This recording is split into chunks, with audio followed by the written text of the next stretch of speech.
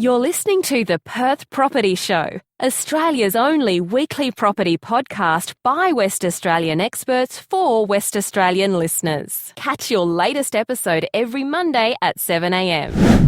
Good morning, guys. Welcome to another episode of the Perth Property Show. Hope you've had your coffee and you are ready to learn. In today's episode, we're going to talk about agent appraisals. Are they worth the piece of paper they're written on? And the perfect guest to have in to chat about that today is Michael Samet from Samet Roche & Associates down in Beachborough. Thanks for coming in. No problem. Thanks for having me. Mate, the reason I've got you in today is not only are you a very accomplished real estate agent, you've also taken that next step of getting halfway through your degree as a licensed valuer. That's right. Yeah, I've got about a year to go doing it part-time. Yep. And yeah, definitely learning a lot. Worth it? Do you think more agents need to get on board? I definitely think so. I think the amount of education out there in regards to training real estate agents, it's not enough. Yep. Problem is real estate agents need to take it onto themselves to put the effort in And to do it. be better. That's right. Well, that's a really good segue, I guess, into our first point on agent appraisals. Yep. And I think that's the efficacy of an agent appraisal in the first place. So whilst you've got some very experienced, highly accomplished,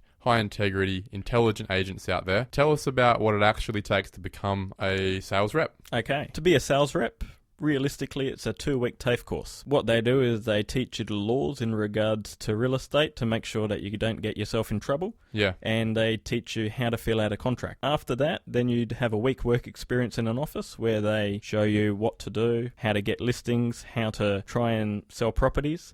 Except the problem is that there's a 3% success rate of agents who do the course who stay in the industry after a year. Wow. So what you'll find is there's a lot of agents out there, and it's definitely hard to try and pick an agent. You'll find a lot of scenarios where somebody tried to sell their house and they got an agent and they weren't happy with them for whatever reason. And a lot of the time it comes to the agent not really having the experience To appraise the property correctly in the first place. That's right. Maybe they're just trying to get that first couple of listings. Yeah. And that happens a lot. Part of the process with that is when you've got a real estate agent coming to your property, they're going to give you a spiel. And generally a seller is going to get 3 or 4 agents out and compare the prices that they get. And usually they're going to give it to the person who gives them the highest price, or if the prices are the same, it's whoever gives the better spiel and conversation. Seems the most highest integrity with some good signs out there showing that they've, a lot of other people have trusted them. Yep, that's right. What happens is you have to look at the motivations of the real estate agent. There's a term out there that they use, feed the greed. What happens is agents will come into your property and they'll tell you a higher price than what they believe that the property will actually sell for, just to get the business. I've been in situations where I've missed out on a lot of listings because of that. I'll come in and I try and give a really accurate price that it will sell for. Well, it makes your job a bit easier too, because you're not then trying to pull the seller down over couple of months. That's right. It's not only that. In the market that we're in at the moment, where prices have been declining for the few years that we have had it, if you do put a property on the market too high, you're just going to kill it. No one's going to be coming to the home opens. What happens is buyers have a pretty good indication in regards to where they think properties are worth, because they're out there every weekend for the last 6 months looking at properties. Yeah. If they see a property come online and they think it's a bit high in price, they're going to ignore it. Let's say you have the agent come through and they give you a high price. Get them to back it up with some sales evidence to show you that this is the reason why I think it's worth this much. Yeah. I'm selling these properties for this price. Exactly. Yep. If you compare, for example, a real estate appraisal in comparison to a property valuation from a licensed valuer. What's the difference? A real estate appraisal is just an opinion. This is what I think the property is worth. You can't take it to the bank, can you? You cannot. You actually can't. Not just the saying, but you cannot actually take that to the bank for your loan. Exactly. Whereas a real estate valuation, it's done by a licensed valuer. Yep. Who have got insurances against their opinion. That's right. Yep. So now valuers have to have their own indemnity insurance for themselves. Yep. So it's not covered by the company. Yep. So the valuers, in a way, need to be a bit careful with the price that they give, because if they do it too high and the property can't sell for that price, then they're liable. Yeah. Because the bank is going to be relying on that price from them. So it's a bit more serious, isn't it? There's a bit more at stake for this opinion. It is. Except at the same time, there isn't really much more involved in regards to what a valuer does in regards to what a good real estate agent will do to getting a price. Yeah, because it's the same data, isn't it? It's the same data. So if we look at the process of appraising a property, first we have to look at the land. Yeah, what's the value of the land? What's the value of the land? Not just the house, the That's land right. itself. Yep. What can be done with the land? Yeah. So let's say, for instance, we've got a property in Beachborough or Morley, or an area that has subdivision potential. You might have a property property that has a R25 zoning, Yep. if it's 700 square metres, that means it can be subdivided into 2 blocks. Exactly. Yep.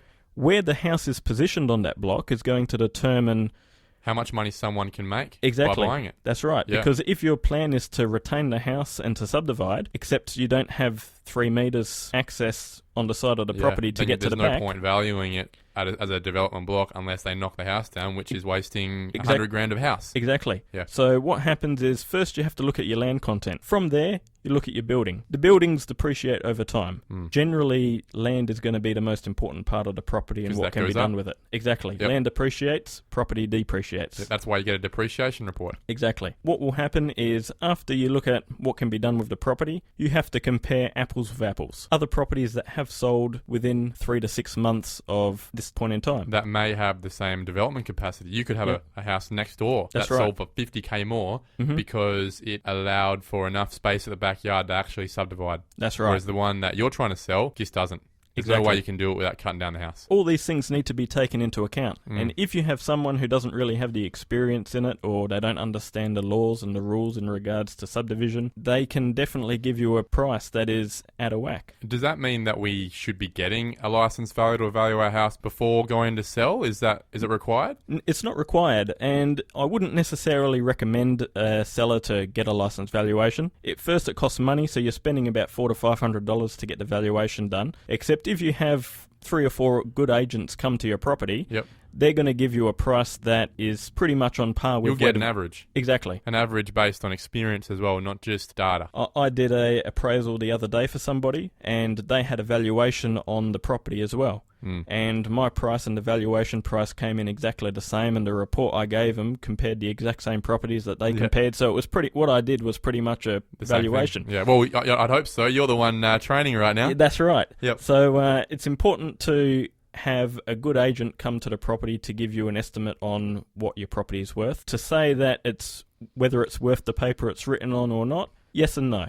Because if you have agents who sell a lot in the area, they're going to have a pretty good idea on what a property is going to sell for. And they've got some track record to back it up. That's right. Yep. Even when I go to do an appraisal, most of the research that you do is done before you actually go to the property. So you know the land size, you know what can be done with it, whether it can be subdivided. Yeah, you want to be prepared to have the conversation, otherwise you may not get the listing. Yeah, so a lot of the time the agent knows before they actually go to the property what the property is actually worth. It will be a question, won't it? It'll be the first question that a seller asks. That's what we're paid to do. Yeah, you don't want to be sort of saying, I guess, oh, let me have a look, or, let me get back to you. Yeah. I guess you want to have already done your homework. That's what makes a good agent. That's right.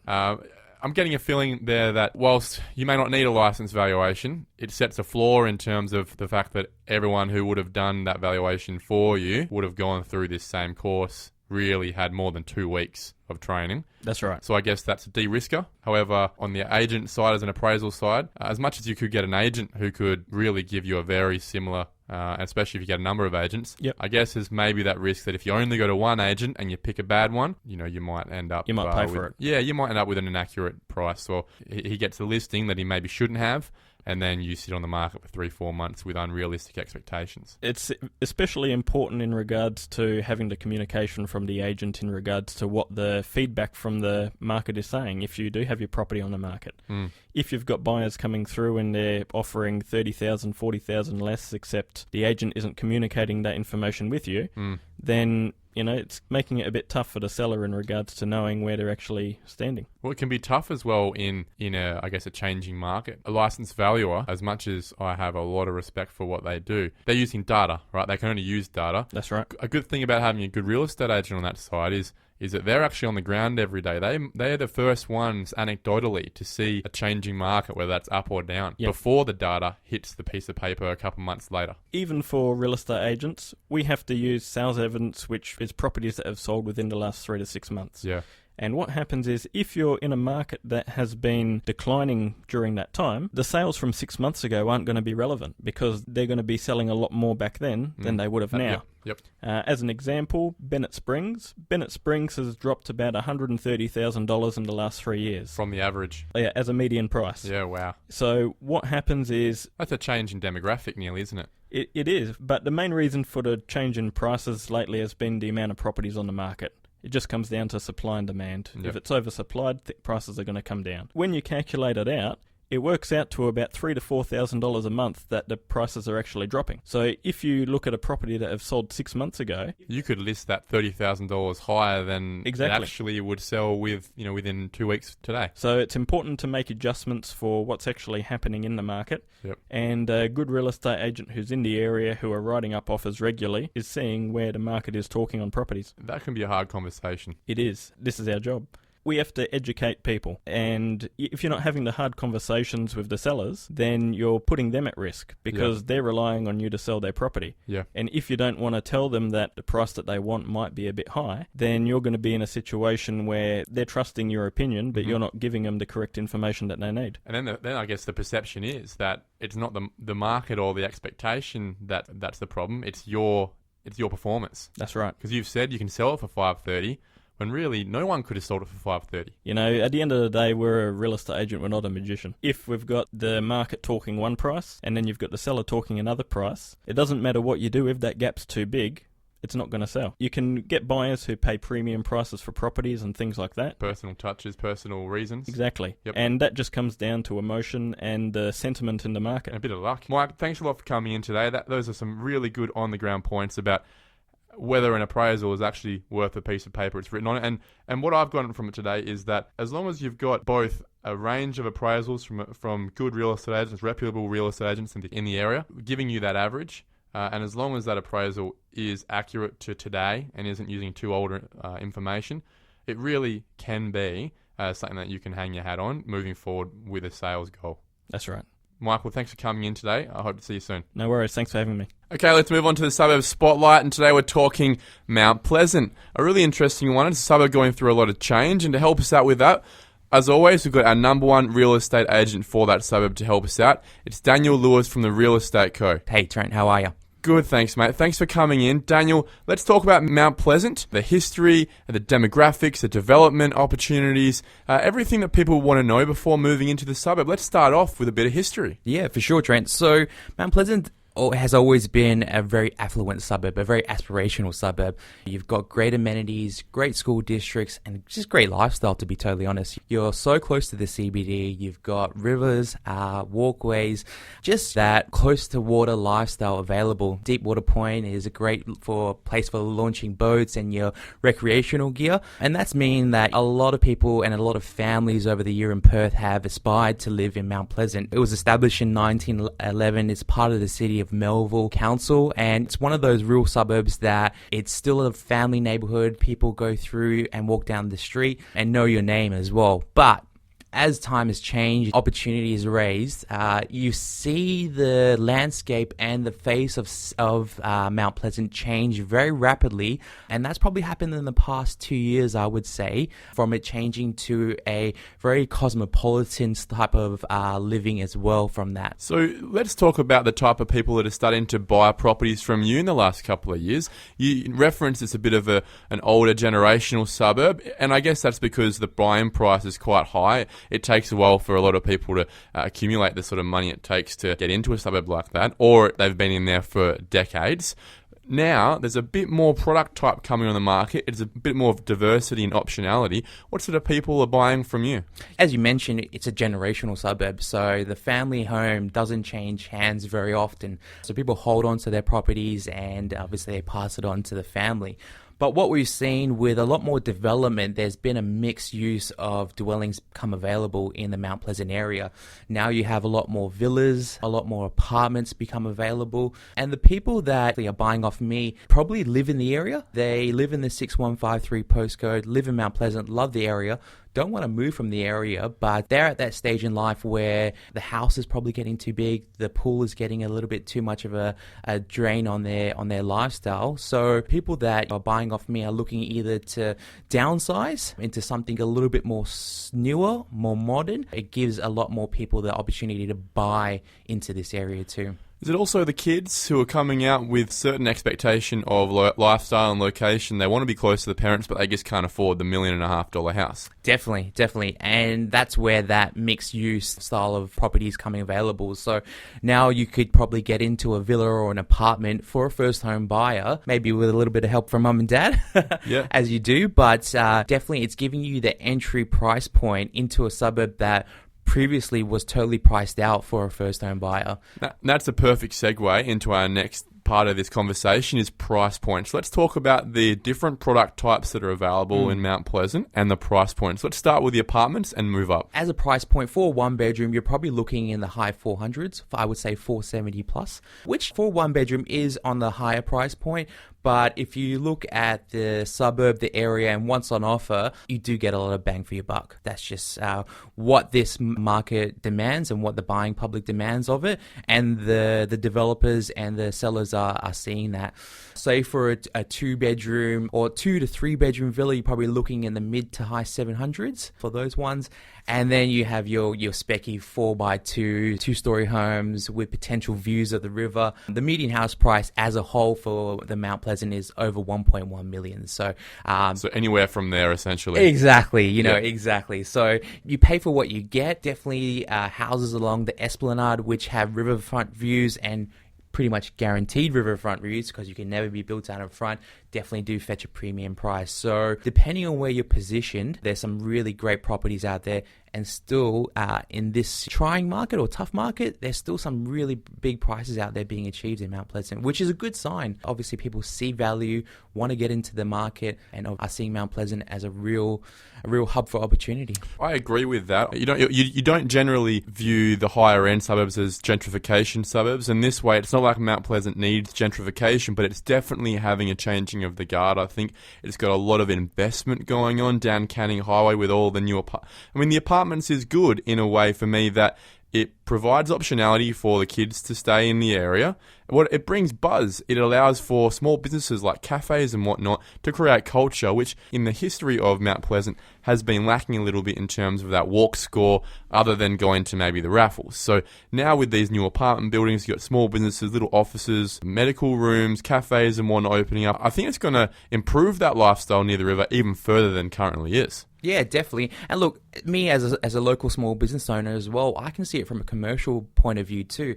There aren't that many options in the Mount Pleasant area for commercial space, for new commercial space. So as a small business operator, you kind of want something fairly modern, good services, parking.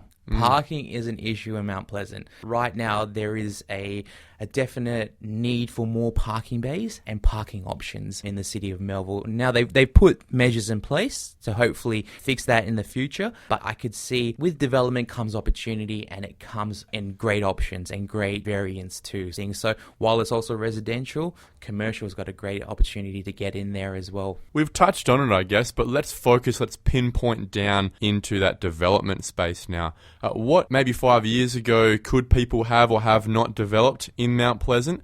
And now with some changing codes or some development plans, precincts and whatnot, what is going on? Let's talk about the sizes of blocks that have historically been in Mount Pleasant and the zoning attached to it and what people could and can now do with their blocks.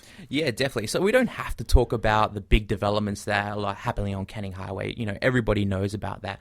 But for the homeowner that's sitting on 900 square meters of land that potentially has an R20 zoning, a frontage of, say, about 20 meters across, you're sitting on a potential subdivision, a duplex subdivision. In particular, Mount Pleasant, how they subdivide their properties is not usually a front and a rear block. It's probably a side-by-side block. That's where the value is at the high end. It is. People will pay a bit of a premium for street frontage. So, especially two-story street frontage. Exactly.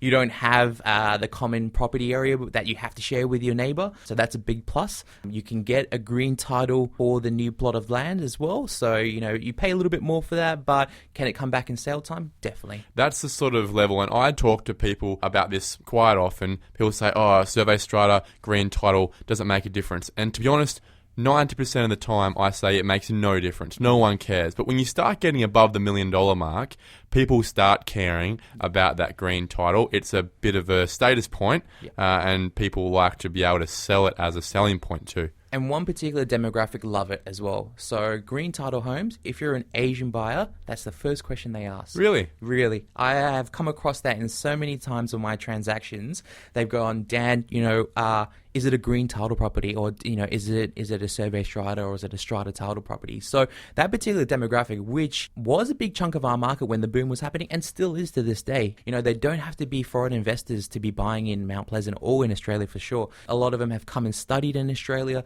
done 4 to 5 years worth of study, have gone for their permanent residency, love the area, love the lifestyle, and can buy your property. So definitely for that demographic, green title is a big plus for sure. There's still a lot of blocks out there, though, that don't have development capacity, and that's retaining a level of regality to the suburb too, I think. We don't want the whole suburb changing into 450 square metre blocks, do we? No, definitely. And then that way, Mount Pleasant, if that happened, Mount Pleasant loses its charm, its allure, what it's obviously become to be known as well. There are certain spots that can obviously be developed and to a high degree of development, but then there's other spots we want to protect for future generations. So you've got to take into account congestion. Traffic congestion is a big thing as well. So as more people move into a suburb, that puts pressure on Parking.